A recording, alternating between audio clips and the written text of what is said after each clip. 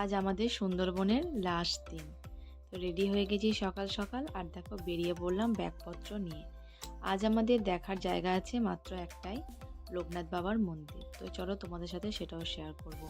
তো হোটেলকে bye bye বলে আমরা বেরিয়ে পড়লাম। লঞ্চে উঠেই আমাদেরকে প্রথমেই দিয়ে দিল ব্রেকফাস্ট। তো ব্রেকফাস্ট করে আমাদের প্রথম যে ঘোরার জায়গা মানে লোকনাথ বাবার মন্দির, সেখানে আমরা যাবার জন্য নেমে পড়লাম। আর রাস্তাটা এত সুন্দর, দেখো পুরো গ্রামের রাস্তা, দুধারে পুরো সবুজ ক্ষেত। তো খুব সুন্দর লাগছিল দেখতে। আর রোদও উঠেছিল, যখন রোদটা পড়ছিল তো দেখো তোমরা দেখেই বুঝতে পারছো পুরো সোনালি সোনালি ক্ষেতটা দেখতে লাগছে, খুব সুন্দর কিন্তু লাগছিল।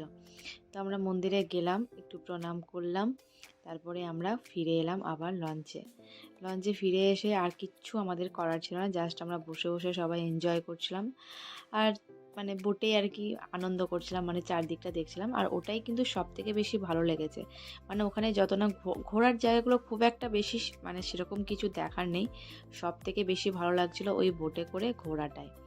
তারপরে আমরা যখন বোটে আসি, তো আমাদের সাগর সঙ্গমে যে দাদার সাথে আর কি বুক করেছিলাম, সেই দাদা আমাদেরকে একটু ম্যাজিক দেখাচ্ছিল, মানে একটু এন্টারটেনমেন্ট করার চেষ্টা করছিল, কারণ যেহেতু আমাদের আর কোথাও সেভাবে যাওয়ার ছিল না ওর জন্য। তারপরে আমরা লাঞ্চ করতেও বসে গিয়েছিলাম। লাঞ্চ করে আমাদের কিন্তু আজকে হচ্ছে ফেরার পালা। লাঞ্চ করে আমাদেরকে কিন্তু নামিয়ে দিয়েছিল, আর নামিয়ে মানে আমরা চলে গিয়েছিলাম। আমাদের ট্রেন ছিল, তো আমরা বেরিয়ে গেছিলাম।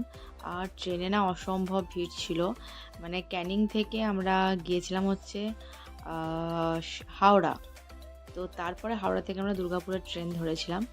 তো মারাত্মক ভিড় ছিল, মানে কি বলবো, মানে বলার কোনো জায়গা নেই যে কি মারাত্মক ভিড় ছিল। মানে কীভাবে যে কাটিয়েছি সেই রাতটা আমরাই জানি। আর সব থেকে বেশি আরও কষ্ট হয়েছে, ট্রেন ছিল লেট, যেটা দুর্গাপুরে 10:30টায় ঢোকাবার কথা ছিল, সেটা ঢুকেছিল ভোর 3:30। তো চলো দেখা হচ্ছে নেক্সট ব্লগ।